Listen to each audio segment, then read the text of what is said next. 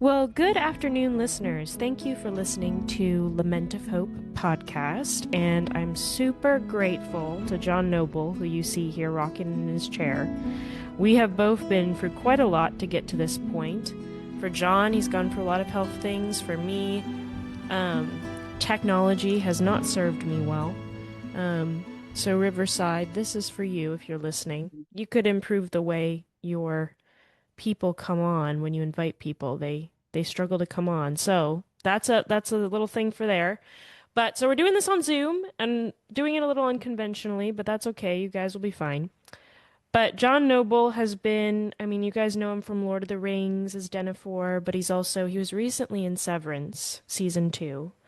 But he's done so many films, he's done so many TV shows. But he's here with me and he's so kind to take some time and talk. So John, thanks so much for coming on and for your patience with this roundabout technical difficulty. Yes, it's been a bit of a trial, hasn't it, Tanya? Glad to be here. So, John, I do want to start just kind of starting out. I mean, people are celebrating it's like 25 years now for Lord of the Rings. Mhm. Um, for you, how does it feel to be part of something so iconic? Do you like that, or are you more, how Oh, does it, yeah. is it a good thing? Do you enjoy that? Oh, absolutely. It's a gift to Yeah. it's an amazing gift to get to be part of Lord of the Rings because it's just a phenomenon. And I didn't at the time I signed up for it. I didn't realise it would be anything like it is now. But golly, it's just kept on getting more and more popular, hasn't it? Seems to me. It's on all the time on television. It is. And I mean, it's so neat that you got to be part of something that touches people like on a personal level. Mhm.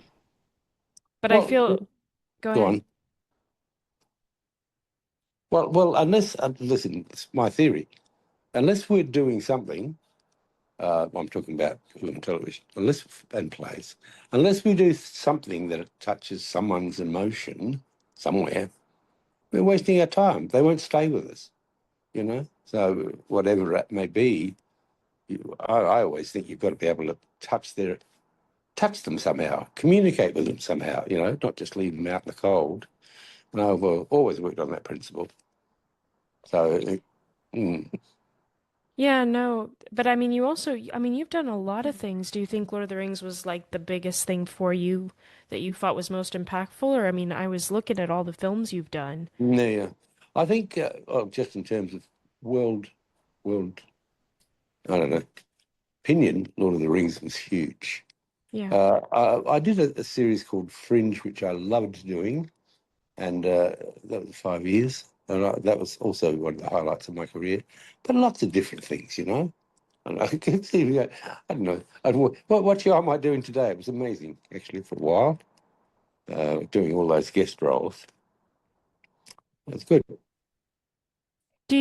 How does it feel to kind of be, because you're in a period too where you were telling me you're semi-retired. You still Yeah. do some stuff.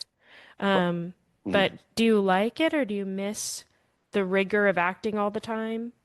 No. Uh, yes, I do.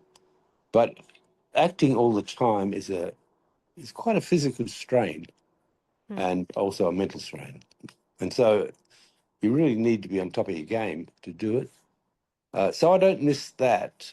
Uh, I was watching something the other night, Anaconda, I think, and it was I was feeling so sorry for all those actors and repeated takes that running through wet jungle.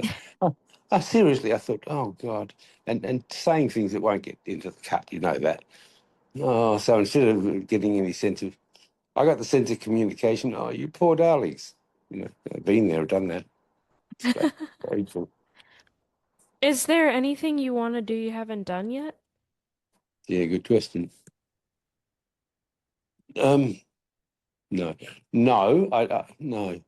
There's not much left. Yeah. No, it's not much left. But Danielle, if my manager rang me and said, John, there's this role, and I think you'd be interested, then I'll certainly read it, and I'll certainly consider it very seriously. but I haven't. I'm not on the open market anymore, as it were. Jotting Yeah. around from city to city to country. That takes its toll too.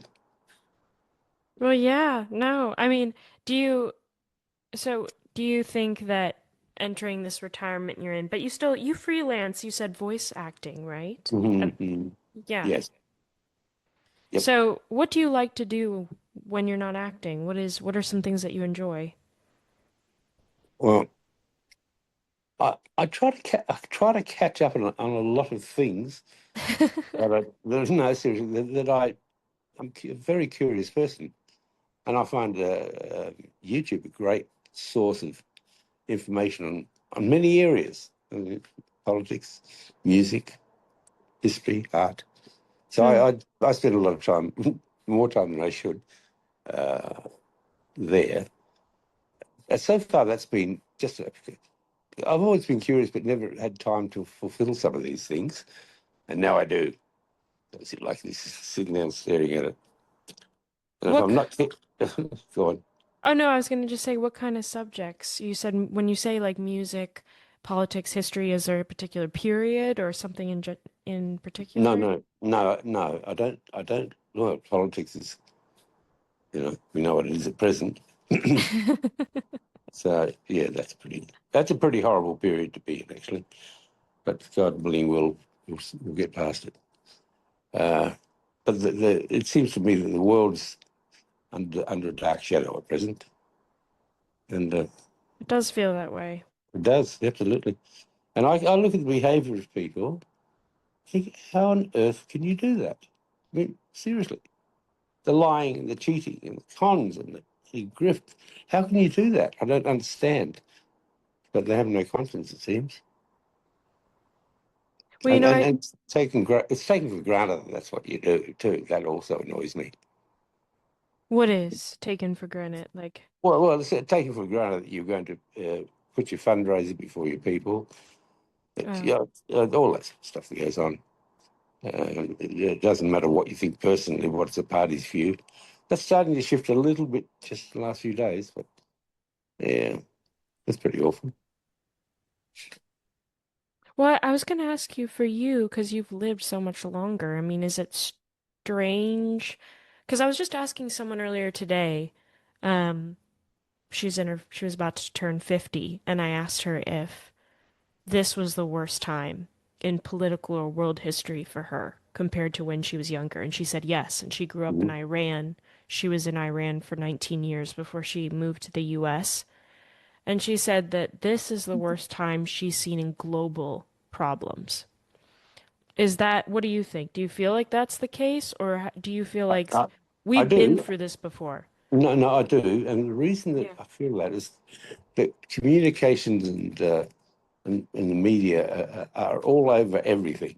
So there's a constant diet of talking heads, Yeah.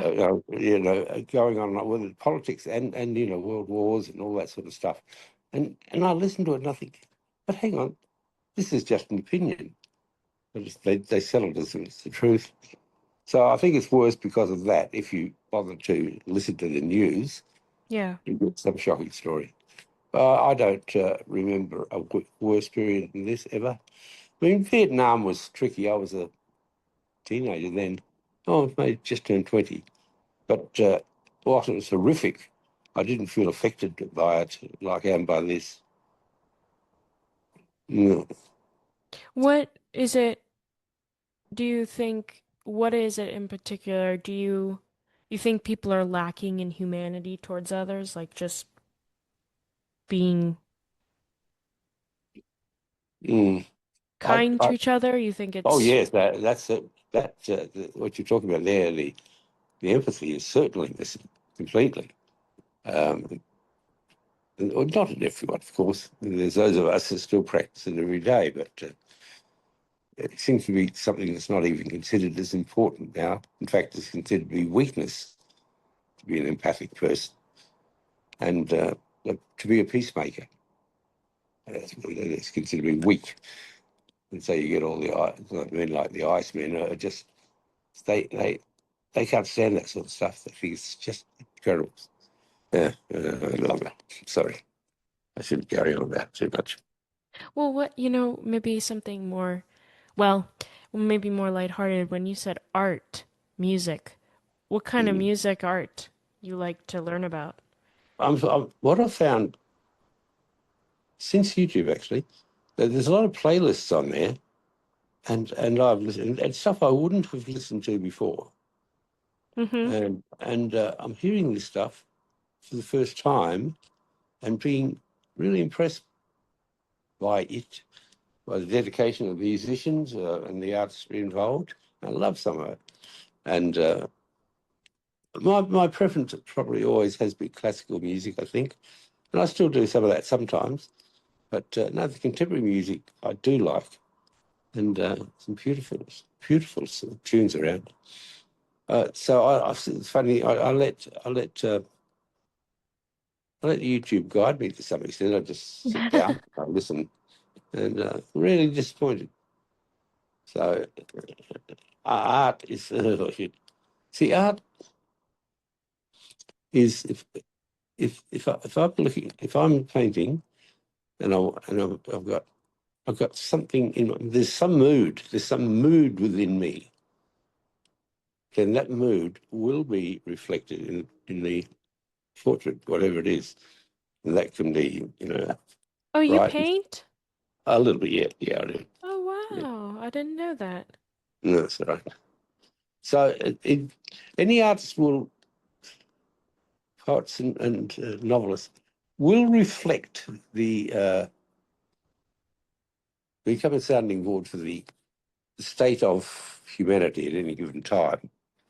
And so generally the films and the books, the poems that come out are usually, well, it's this day and age a bit bleak, Hmm. Um, and, then the pressure goes off and fun comes back into life and we start watching comedies again. But I think it's a tough time. But I love seeing I say progress. It's almost regress. It's almost going backwards into a dark, demonic place. It seems to me. There's a terrible curse over the world at present, which will lift. I believe that. What's the last thing you painted? Mm, yeah. So just let's see what on. It's a little, it's a scenic, big snow-covered trees and that sort of thing. Snow-covered trees? Yeah, Yeah. yes, yeah, yes, it was. And I'm very tempted to start again, but it's like many things. I think, oh, I'll do that. And I've got all the equipment here, but I just don't do it. I procrastinate terribly. Well, I mean, when I've talked to you, it sounds like you've been going through a lot of, appointments and with your illness Mm. and everything. I mean, so I'm not sure it's more procrastination as your energy's pretty spent. Yeah, well, I know that I know the last couple of years have been very difficult, uh, and and I, I feel it's under control now, but still the recovery is slow, and that's natural for anyone. But as you get older too, it's a bit slower, I think. So I keep waking up every day and say this will be a better day, and most days it is, but not always. Bad days. Just have to wear it. That's What's, the terrible thing about aging. Sorry. well, I was just gonna say, what's a bad day like? Is it a lot of fatigue? Yeah, yeah. Hmm. Yes, it is. And got to be very careful of the sort of hopeless feeling or the overwhelmed feelings which come with that sort of depression. Can't listen to it, it'll bring you down. So I've sort of dealt with it for a while. I know what to do. Uh, yeah, so I get by pretty well, really. And, I use the thing, as you said, well, today's not good, but tomorrow will be. Yesterday was. Whatever. It's just one day at a time, really. Well, I was gonna ask you because I was talking. I've interviewed many people who have, you know, they've had chronic illness and lasted several years, and they have years where it's bad, years where it's okay, maybe a year or two where it's good, and then it goes back again. And they were saying to me that for them, they have to have something to hold on to keep going because it gets to a point where it just doesn't seem worth it. Yep. And I've had some individuals I've talked to where it's just very, very, if they look outside and they're looking in and looking at themselves from outside, they're like, what is this? Like they have to have something they're holding on to. Do you have, like, I know you mentioned the art, I know you were mentioning you tell yourself, well, tomorrow will be better. And then you said sometimes it isn't. Is there anything in particular that you hold on to that you find encouraging when you really don't feel well? Yeah, I do. I mean, there's my family, Yeah. and and I always have been actually committed to their well-being, and I think it'd be pretty bloody selfish not to have that in mind for me, anyway.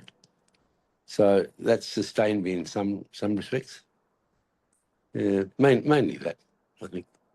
That's the main thing. Yeah. Do you, how do you feel about any sort of religious or do you have any sort of Mm. spiritual inclination? Yeah. That's a very interesting question. I think about it all the time. I was raised in a strict Irish Catholic family, and I thought became disenchanted when I was about 17, and went around threw the baby out with the bathwater. And then as life went by, I felt there was lacking, so I tried other things. I tried Christianity and evangelical Christianity and Buddhism. So I've tried a few things along the way. Um, I've got so it's a very difficult question. I have theories that aren't necessarily linked to any established religion. The most established religion in the world is Christianity, and probably one of the greatest men that ever lived is Jesus Christ. Seriously, um, there's a couple of people like that stand out, great teachers, Mm-hmm. and then their words get twisted and politicised and used some way as they do, as they do. So I don't like that, but I love the intentions.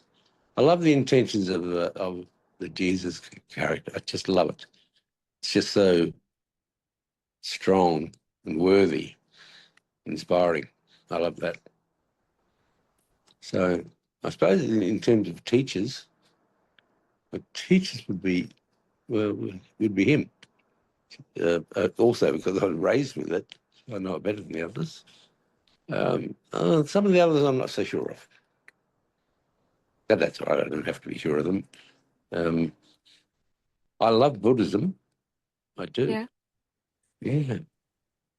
What do you So, like about it? Is it I don't know a ton about Buddhism. I've talked to several people who mm, ascribe to a more new age kind yep. of thinking of thought and an emptying of oneself and a deep desire to like be almost unconscious of oneself in a sense so that you can Mm-hmm. kind of take in your surroundings completely.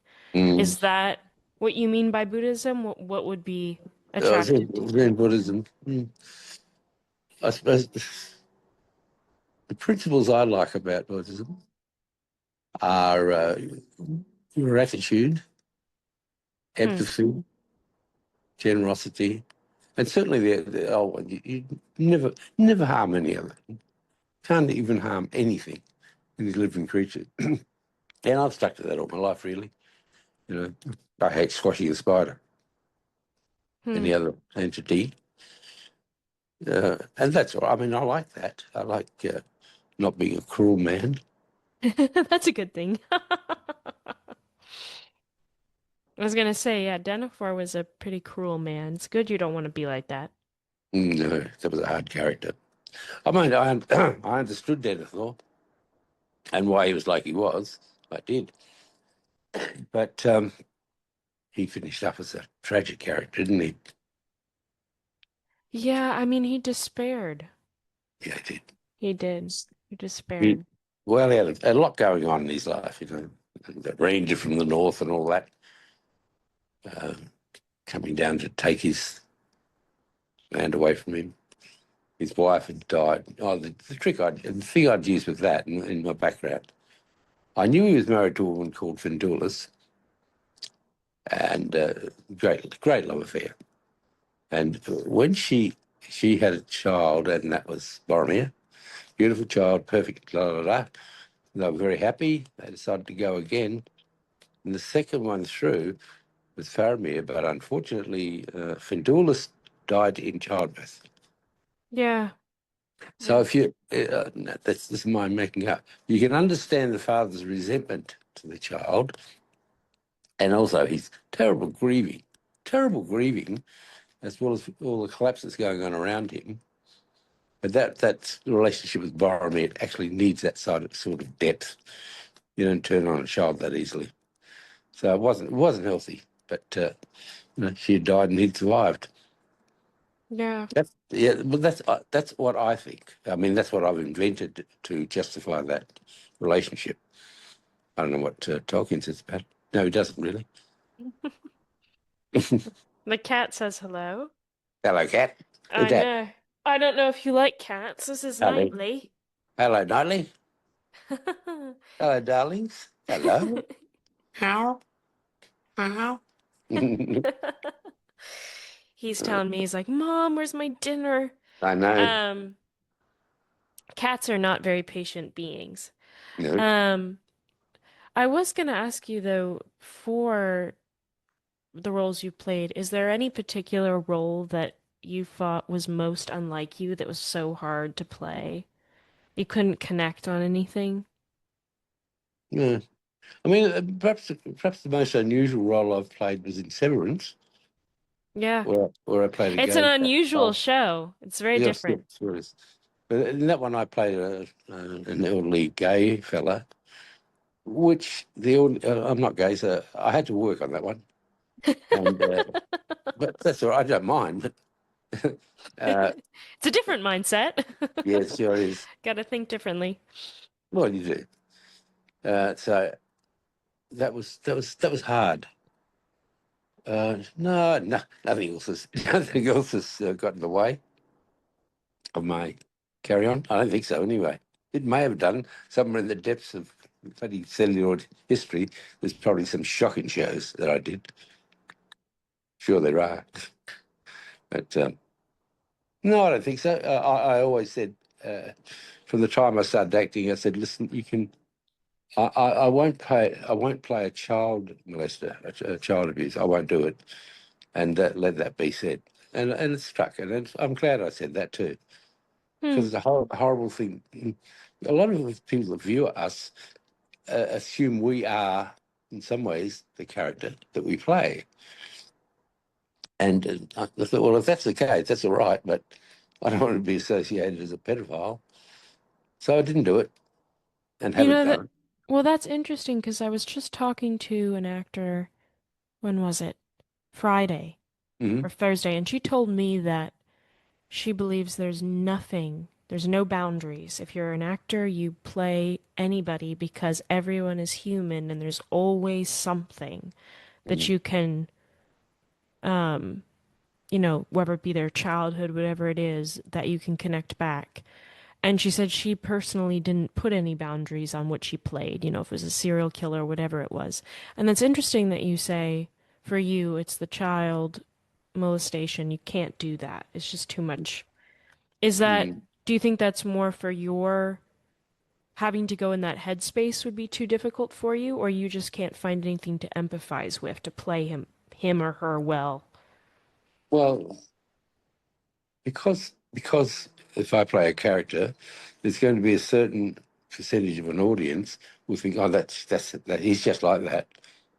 Okay, I'd much rather be associated with Walter from Fringe than with some deviant. I don't mind Oh. playing murderers or mad people. I don't mind that at all. But no, it's just that one thing I find very distasteful. But Yeah. no, that's just me. I don't judge people for doing it. I don't sort of say, oh, wag your finger. but it wouldn't doesn't appeal to me. No, that makes sense to me. I mean, I feel like if I was, I can't do acting, but if I did, there are certainly things I couldn't do for my own self. It just Mhm. wouldn't. I would. It would be too hard on my mind, I think, Yeah, to there are some have tough to go ones. there.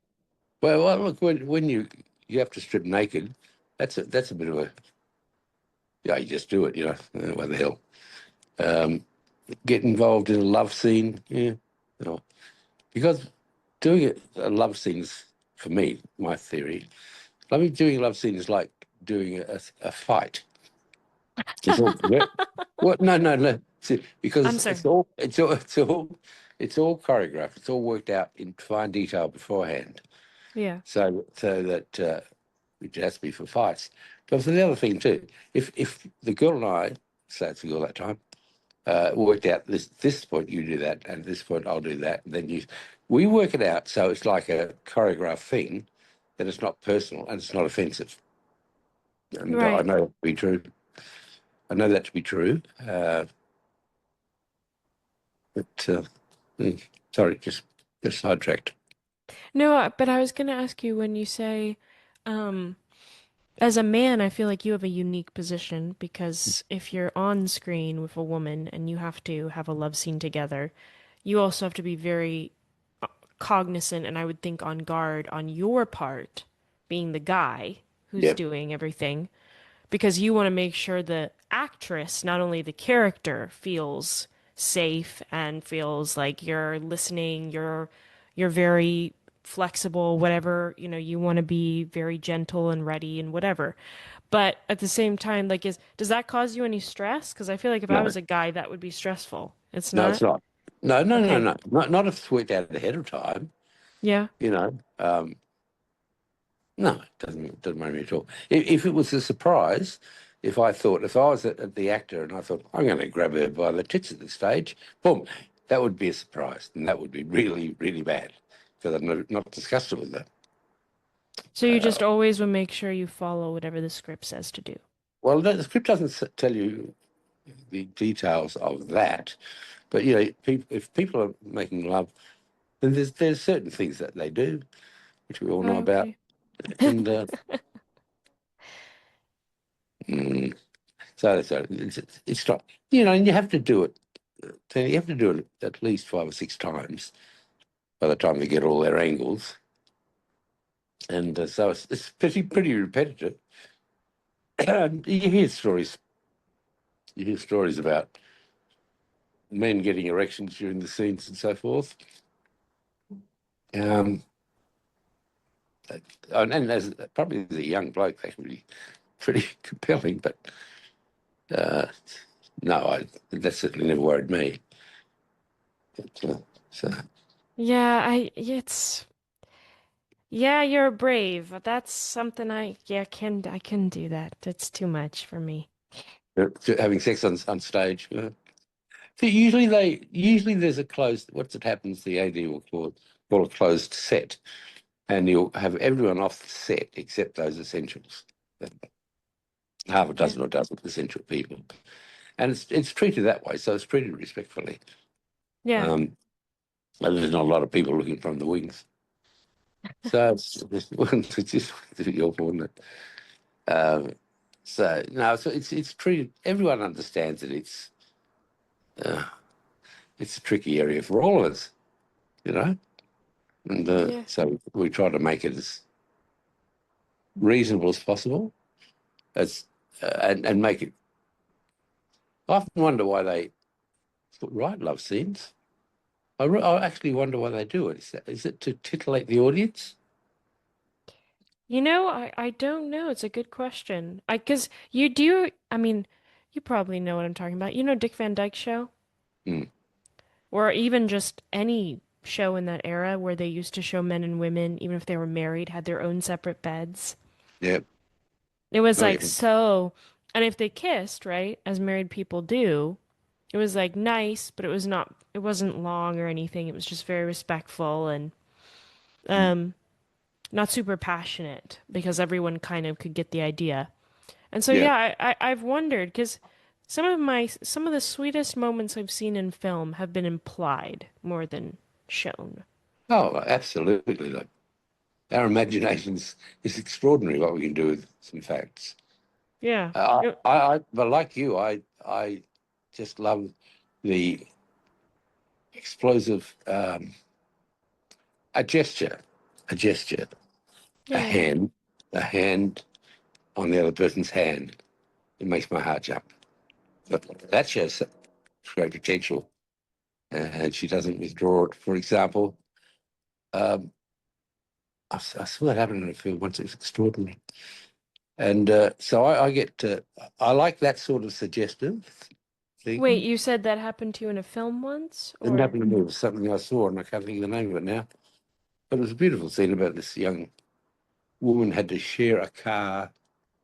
It was in China. Had to share a car with an older man that's sitting in the back seat. She was only young, and he looked across, and he very slowly slid his hand over and put it on hers, and she didn't withdraw it at all. Oh. So the the end result was they did become lovers. Believe it or not, yeah, good film. What it was, but the suggestion was there. I thought, oh, you read, oh, what's going to happen here? Something's got to happen here. But you could figure it out. Yeah, we knew enough of that. Oh yeah, yes, you know. And so the girl knew too. The shot of her face, just with her eyes turning off to the side, saying, whatever. We read all those signs, Danielle. Yeah. We make those signs. When you're acting well, those signs become fairly automatic to you. If you're into sense memory, which many of us are, they know what to do. Well, 'cause you're married still, right? Yep. Do you enjoy, like, is that, this may be a strange question, but do you like holding your wife's hand? Yes. 'Cause I've only seen, I've where I don't know. I don't see too many older couples that hold each other's hands, and when they do, I'm like, that is the sweetest thing. I hope my husband and I still like each other by then. Yeah. Oh, it's sort of, my generation, it's sort of automatic in a way. It's almost a protective thing. Really? Oh, well, I think so. I think so. Uh, the generation before me. But yeah, it is nice to hold your lover's hand as you're walking down the street. Yeah, Uh, when you say protective, you mean for the guy, it's like you're making sure that your wife's okay. You have her yeah, close by. Yeah. yeah. So she's secure, and yeah, it's kind of nice. It's very easy to swing into a hug from that too. I gotta ask my husband if that's why he holds my hand. No, he's ready to swing into the hug. Well, because for me, I guess for a woman, when you hold a man's hand, it's more like affection. It's Yeah, like you're giving them a hug. But I that's think right. I never asked. That would make sense though, because when we are crossing the street in cities, he always takes me. No, It's like, don't go anywhere. he's a good fella. He's a good fella, that fella. Yeah, he is. He is a good fella. He is. He's short. He's like a hobbit. So Is he he? would have. Yeah, yeah, totally could have been cast in Lord of the Rings as one of the hobbits. 100%. Hmm. He has a big heart and short of stature. Well, those hobbits were beautiful, weren't they? Yeah. That the way that Pippin and Sean's character looked after each other. Sam and Frodo. Oh, Sam, Yeah. sorry. Well, and I was still thinking about the last scene when they were going up the ring to put the ring back, and Sam was so protected. It's heartbreaking. I actually thought that he would get a nomination for the way he played that, an Oscar nomination. He didn't, but no one from there got any nominations. There was too many actors, I suppose. They should have. Well, yeah, but see, what we did win for the third film, we got the best cast, best ensemble anyway. But that's at the SAG Awards. Quite an important role award, and Yeah. And we all picked up other things, other places, but I guess the thing about it, I mean, God, there was and that's the last film we garnered 13 Academy Awards. It's astonishing. Yes, that's Uh, true, you did. and that's without any actors. Myself and Peter Jackson, really. Do Mm. you watch Lord of the Rings at all ever? If someone I go past, yes. If I don't, I'm not affronted by it. I think it's quite magical, but I don't sit down and watch the full story again. Do you like to read it? No, No. no, no. It's not on my bookshelf. But have you ever read it? I have before I did the show. Yeah. Well, I read parts of it, bits, went through going through, finding my bits. Yeah, but we had to know it. We had to know the script very well because the writers, and Jackson, if we wanted to make a little tiny shift in the dialogue, we had a suggestion and had to go through that whole through the producers, and it wasn't. Peter hated changing the script from the script, so a lot of the language. It was certainly in my character. It was pretty well straight out of the book, you know. Yeah. No, it Yeah. was.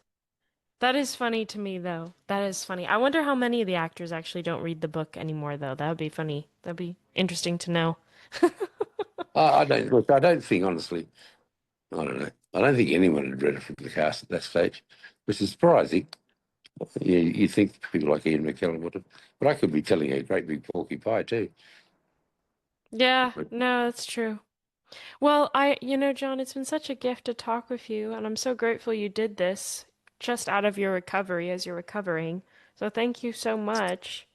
Well, thank you, Daniel, for sticking with me and providing this important punctuation mark in my moving forward.